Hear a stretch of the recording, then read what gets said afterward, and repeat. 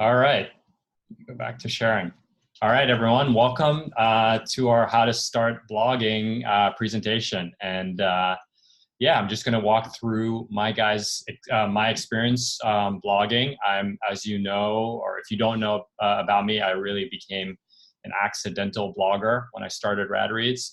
It was fun fact about me was that until the age of 35, which is when I started blogging and the newsletter, I had never really written for fun ever. I took very few English classes.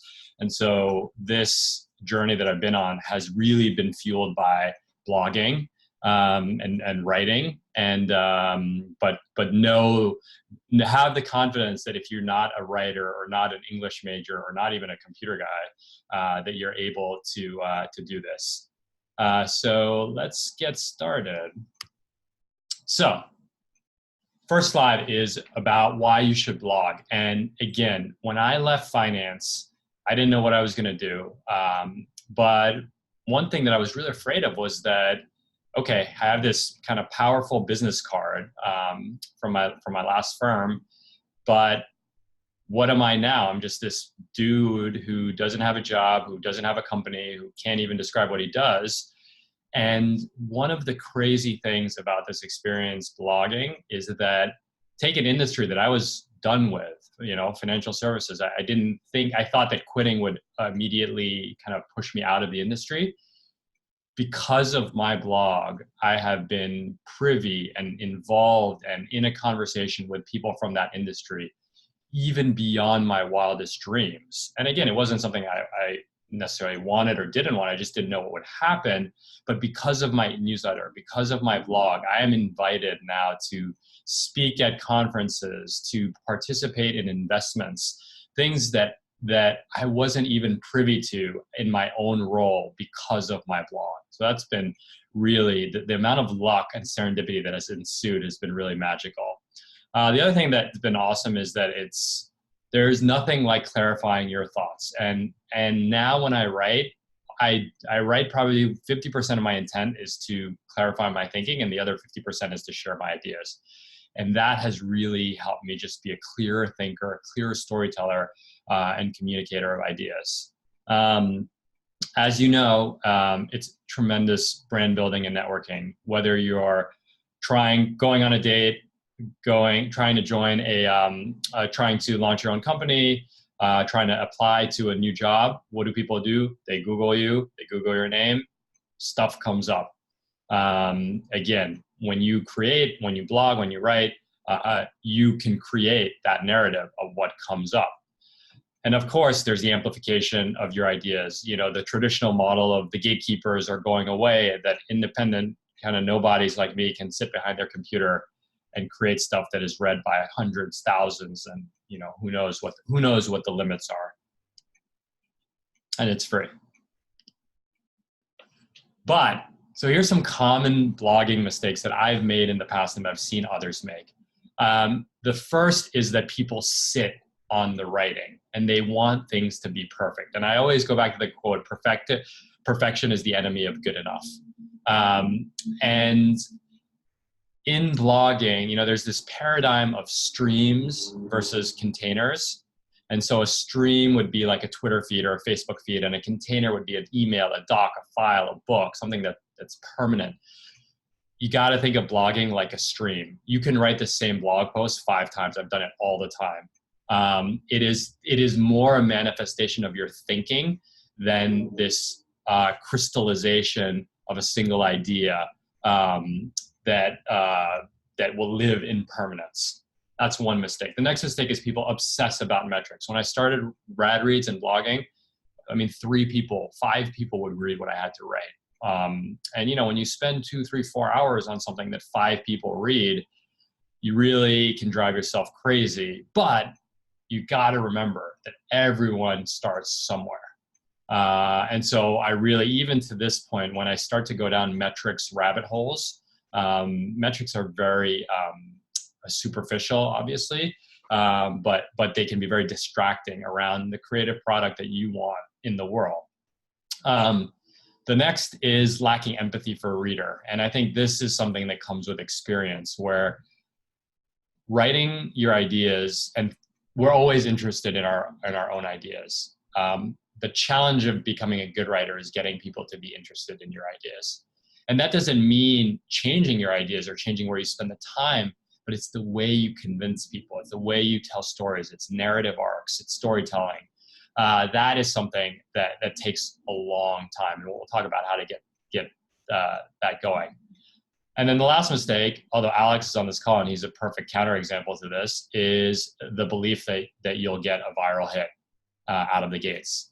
And if I'm honest, I actually don't think, if you define a viral hit by something that has, I don't know, maybe 10,000 views, I don't think I even have one.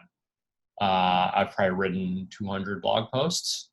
And so I know it'll happen, but again, it's like the 200 singles versus one grand slam.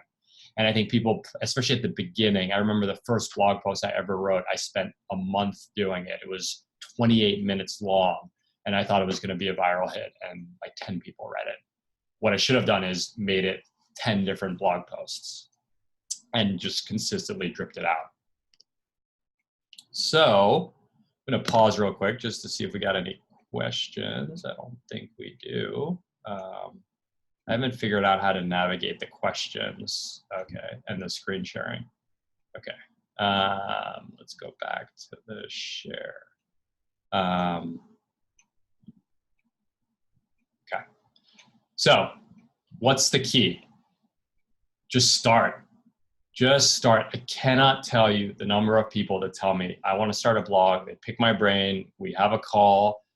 And then 4 months later, I see them, or I hear from them, and they still haven't started. Again, I think perfection is the enemy of good enough. And so few people just start. And you got to remember that very, very few people will read what you write for the first months, maybe the first year. The second is committing to a schedule. I think consistency is what gets people, the 3 to 5 readers you'll have at the beginning, it will start to condition them about the expectation that there's more content behind that.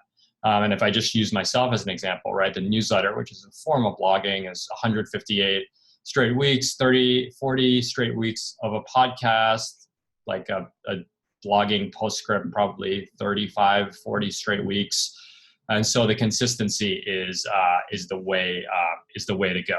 I really think about it like a running back that has consistently like 2 to 3 yard carries, and then every once a game you might break a 10-yard carry, a 20-yard carry, or even a touchdown.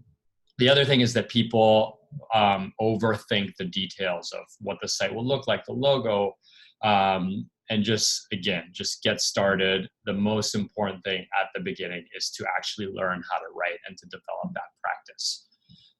And then as a bonus point, I would say having someone who's as an extra set of eyes to edit you is huge. I do that for a lot of other writers. Other writers do it for me. Believe it or not, you can actually even pay editors to do to edit you for pretty cheaply. So that's something to consider.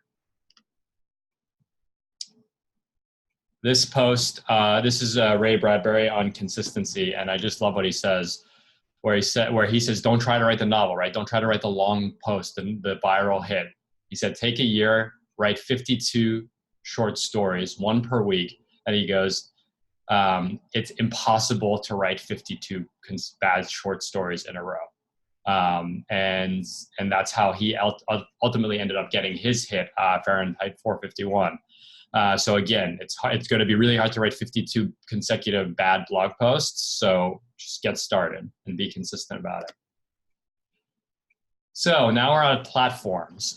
This is a question where people spend a lot of time, and the answer is that there are many, but there's a few guiding principles to use. Again, in my opinion, you should focus on the ability to write the thing that makes you feel most free and puts you most at ease to write. And when I started blogging, for me, that was Medium, medium.com. It was free. It is free. It's a beautiful interface. It's so easy to add images, different formatting, and so on. And it really is an enjoyable platform to use. And because of Medium, I was able to write more. I just liked being there. I think about like the brands that you love, like they're the little details that make your experience better, not necessarily your product better, but your experience with the product. And so finding the platform with the least friction is really, really important. I know that other people, and I've been in that camp, I've spent time on more custom solutions, I've spent time on WordPress, and I've always regretted, I always came back to Medium because it was a place where my ideas would just start flowing. If you have a budget, I think you have to pay for most of the options, but I would consider adding a domain name just to start to brand yourself, brand your ideas, and we'll talk about it. But there's SEO, search engine reasons for doing that, and just personal branding reasons. And we'll talk about how to pick a domain name. Here I'm now going to contradict myself because 3 years into it, I'm switching to WordPress, and I would warn people that the switching costs are very high. There's a lot of links. Like if you have a successful blog, people will link to your blog posts. That carries value in Google's algorithm. So every time you switch, I've switched domains. I guess this will be the second 2.5 times, the second time I've switched domains. But it's a very difficult process, and there's actually a lot of risk, especially if your blog has taken off, because your existing content will already be indexed in search engines. However, if you have a high friction platform and there's no content, there's no switching cost.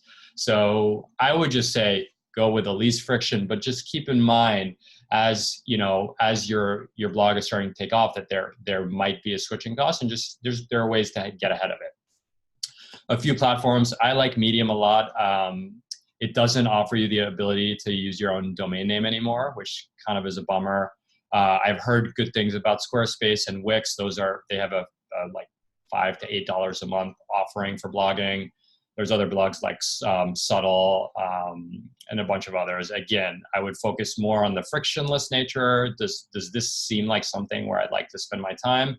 And maybe if you do like design, or you're inclined to customize your blog a bit, I would then I would pick something with like a little bit more customization. Like Squarespace has more customization options than Medium. So that's on the question of platforms to use. Next, I'll talk about domain names. Domain names are like tattoos. They're really hard to get rid of.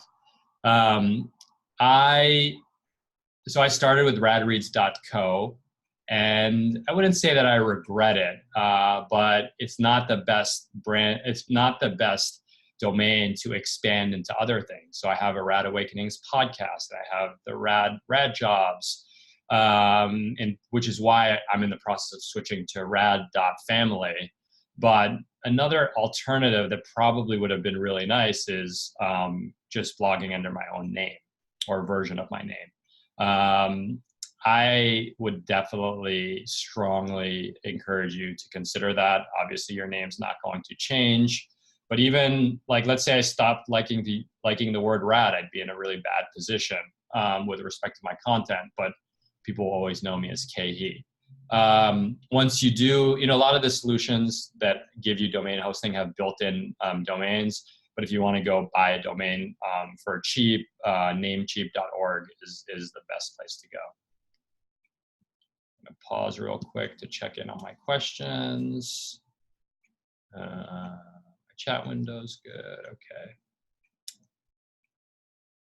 Let's go back. One day I'll know how to use this Zoom thing. All right, what about WordPress? So there are two, I love WordPress now, but it is, if you're ready to start pulling your hair out, going gray early, WordPress is the way to do it, because it is such a love-hate. It's like that very intense and volatile relationship where on some days it's just magical, and on other days you really wonder why you're in it.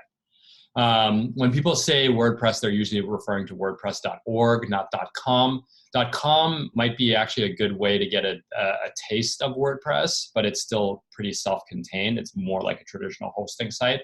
.org though is when people refer to WordPress with all the plugins and the customization and all that. So WordPress is beautiful, but and powerful, but unless you're really willing to be frustrated a lot, and even me now, I'm gonna have to pay a developer to get me out of like some little holes that I'm stuck in, like weird formatting quirks that really frustrate me that I can't figure out through customer support.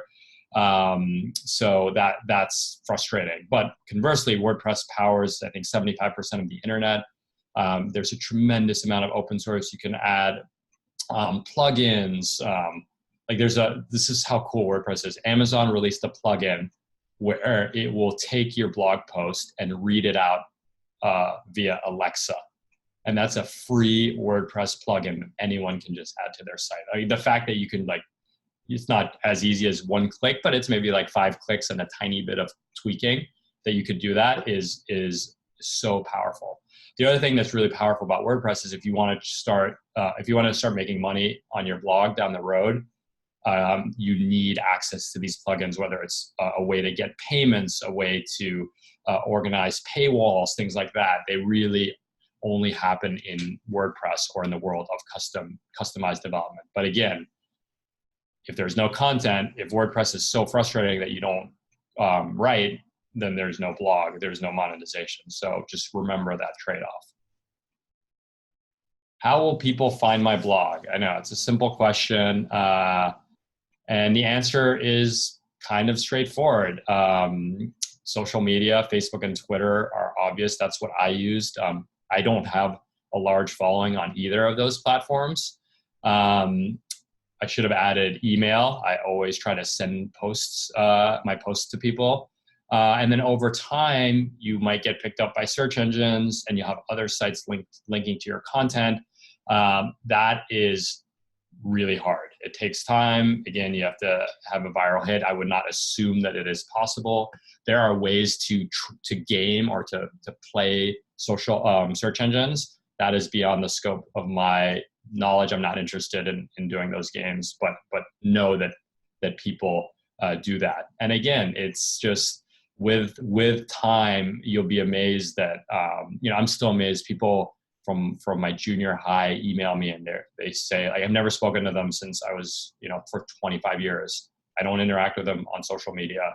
And then I'll get an email out of the blue saying like, I've been reading your blog for a year, and it's one click, but it shows the power of that, of these social networks.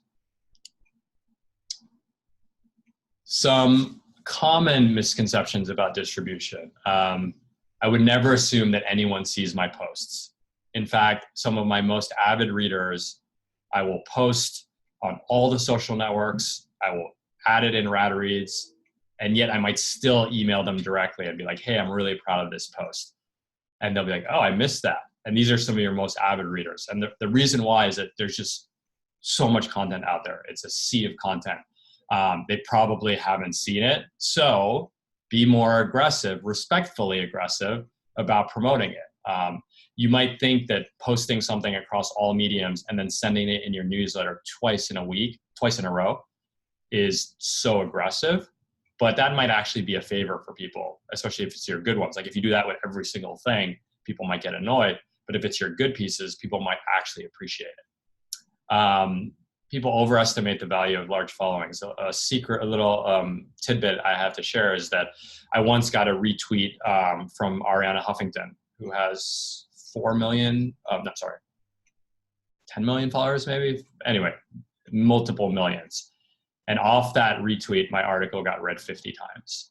And so, a lot of those are probably bots, her followers, but still, you actually would probably, if you had a passionate community of say 2,000 Twitter followers that really love and care and you interact with them, you could probably get, 1,000, not 1,000, but like a couple hundred views off of that. So that's worth way more than an Aria Huffington retweet. I don't underestimate the value of email. People read email. Even millennials and Gen Zs who claim to hate email, they still read their email.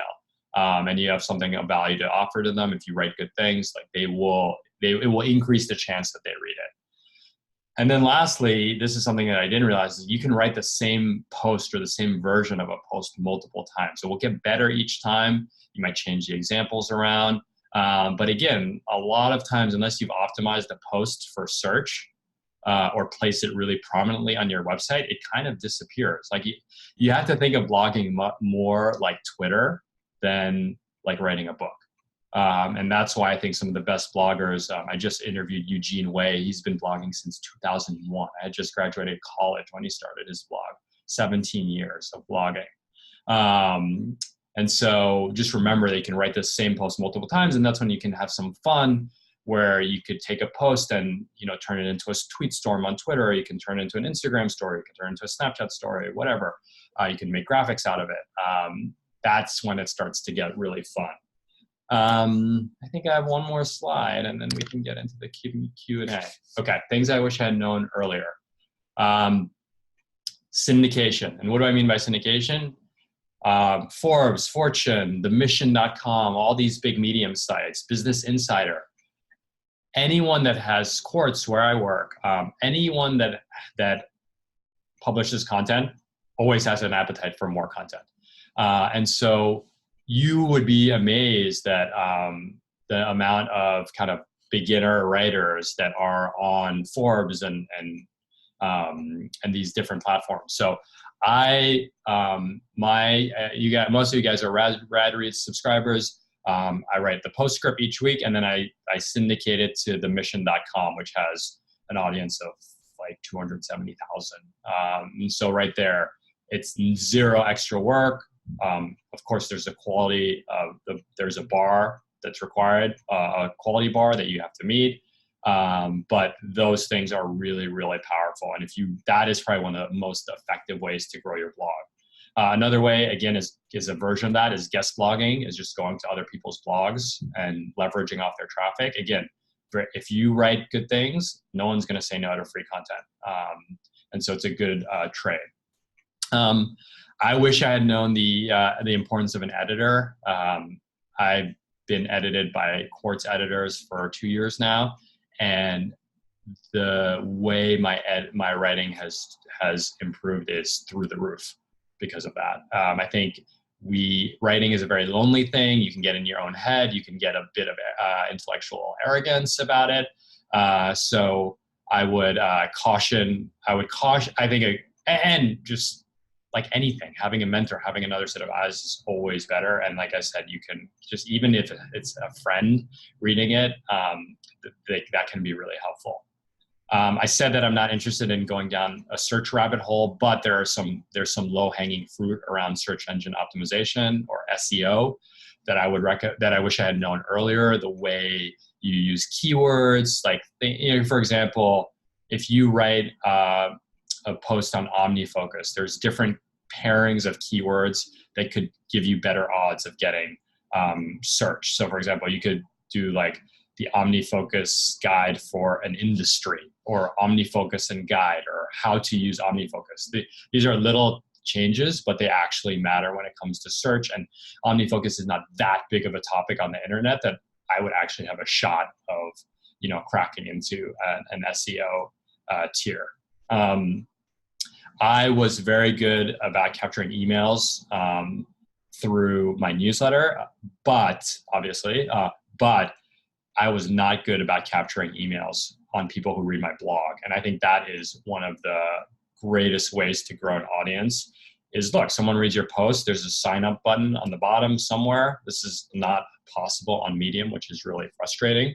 But there's a little sign up bar, and then you've collected an email address, and every time you write your next post, you can send it over. I should have been doing that from the early days. Again, Medium is not very conducive to this. I guess they now have a partnership with this tool called Upscribe. But capture emails as soon as possible. Put forms everywhere. Have a bit.ly, like bit.ly/your name that links to a form to capture people's addresses, even if you don't send anything. Don't spam people though. And then lastly, I wish that I had more consistent branding through my name across all my different social media channels. Again, some places I have Rad, like my Snapchat is Radreads, my Twitter is my full name, my blog is radreads.co. Now I'm on Rad Family. It gets really messy. So the earlier you can start with consistency and something that's very versatile, that would be really helpful. And then, so to recap, just start. No one's going to read it. Pick a versatile domain. Think about distribution. Again, even if it's 5-10 people, have a strategy. When I post, I'm going to then do it on LinkedIn and this and this and this, and be consistent about that. I'm going to email these 5 people that sign up. Always think about distribution.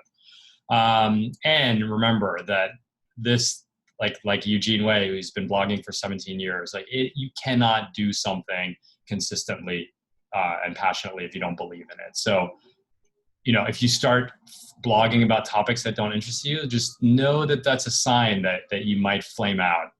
But if it's stuff like my blog, now I'm getting close to like a post a day, because it's just like, it's almost an extension of my brain, like the way people use Twitter, the way Alex Hardy uses Twitter.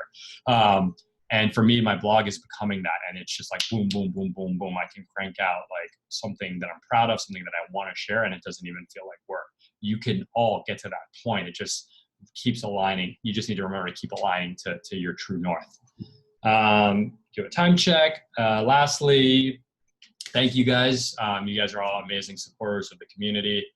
I really am enjoying doing these webinars. I might get them a little better. So anything you can do to help the community grow, spreading the subscribe links, sharing the subscribe links, like I said, capturing emails across social media, just email me direct feedback on this webinar. Like what could have been better, the slides, what next topic. Again, sharing. And if you feel so inclined, we are funded almost entirely by donations. So visit our Patreon page. And you guys are awesome. And I think we have like 10 minutes for Q&A.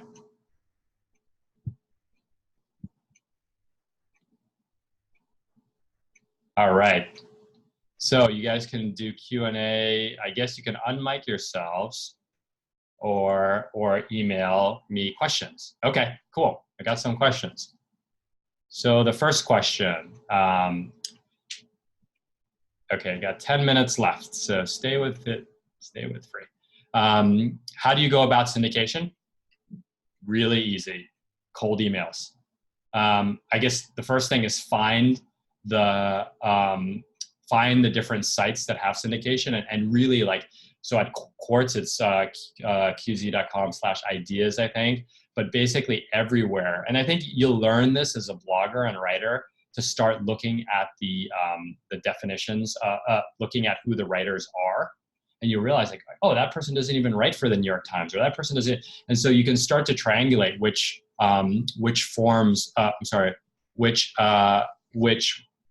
publications take outside writers. The big ones on Medium are The Mission, which is like self-improvement. That's a really big one. And Hacker Noon, which is more techie oriented.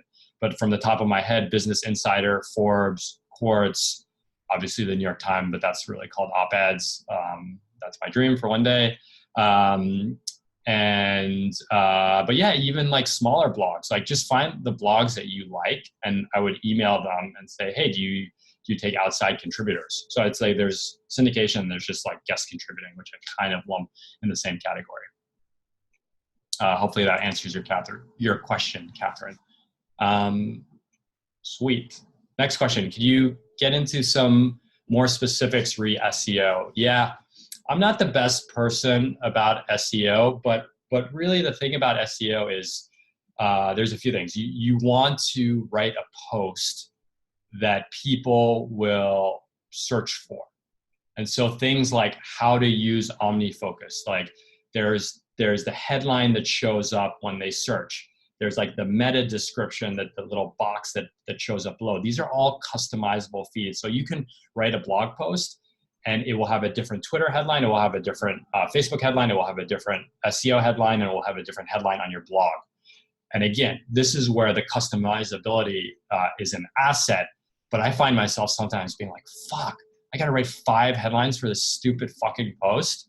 And then I like give up and I just keep the same one. But again, so SEO, things that matter in SEO, headlines, meta descriptions, how you caption your images. Do you link to pages in your own site? What sites link to yours? So again, here's a good thing. If you get your work syndicated, if you link back to your blog, it boosts your blog's SEO because a high profile site links to you. Did I say the captions of images, the keyword density? If you use WordPress, and again, I'm recommending against it, but there's a plugin called Yoast, Y-O-A-S-T, that basically gives you recommendations as to how to make your blog more SEO friendly as you're writing it. Really, really powerful. So those are some of the SEO tricks. A lot of it though really comes down to headline, finding the right keywords. People do what's called like keyword script scalping, where they look around for like, I think it's like, there's the question of empathy. It's like, if you want to write about OmniFocus, like what would you, Laura, actually search? You would say like, how to use OmniFocus context. What's the difference between OmniFocus and Todoist? Is OmniFocus worth the price? Like, you just really think about how you would search and then try to get the answer to that search question as often as possible in your post. I hope that helps, Laura. Sweet. Has blogging energized you? From Meg. It's Friday afternoon. There's 7 people on this call. It took me an hour to prepare, 40 minutes to do it, and I couldn't be more excited to do it. So the answer is yes. I mean, some of the things I said at the beginning. Becoming a writer makes you a better thinker. That's 1. 2, creating your own luck. The amount of business, like whether it's speaking engagements or consulting or random ass stuff. Like someone just sent me a cold email the other day, said, can I pay you to teach me how to use OmniFocus? Like that's not anywhere in my job description on any of my profiles, but you can see how passionate I am, I think, through my blogging.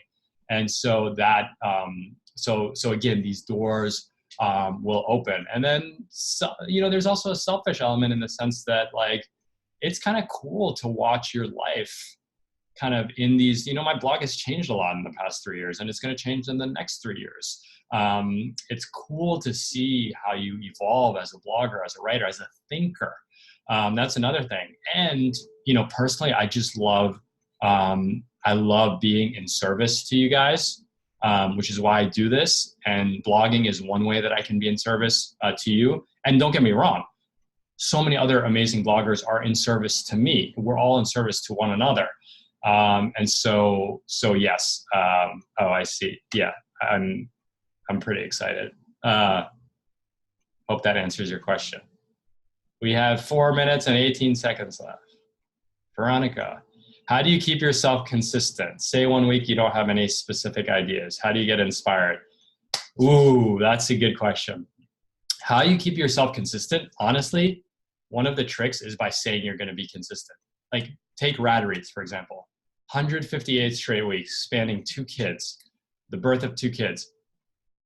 There are people who will be let down if there are people who would be let down if I didn't do it. So I have that public accountability. Like saying you're like, I'm going to run a marathon. The other is just committing a block of time to it. If you commit a block of time, and that goes before everything else. That's another way to do it. If you don't have any ideas, I think you always have ideas. And even then, if you ran out of ideas, you could write a post about not having ideas. So that is one way. I would plug my next course, which will be in a month. I'm going to try to do one of these a month, which will be about how I use Evernote, which is how I capture all my ideas. So it's almost impossible for me not to have ideas because I have a running list of my past ideas for the past year. Hope that answers your question. I've got 2 minutes and 52 seconds left. Scott said, I thought there would be hundreds of people here. And here, I'm really just embarrassed to say this, is that because I'm so new to this part, the webinar part, I actually feel like a little bit of imposter syndrome in promoting it aggressively on social media. And so I'm kind of like half pregnant with this, where I like say I'm going to do it. And then I'm like always like on the verge of canceling it, which is why my emails to you guys are not particularly timely. And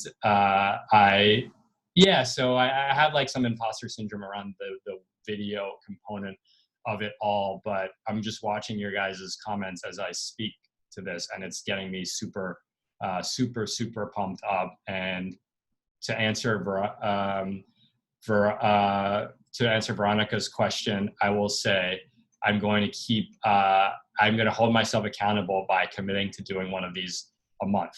And so I'm about to get kicked out. Please spread the word. I'm going to email you guys the link of this when it's all put together.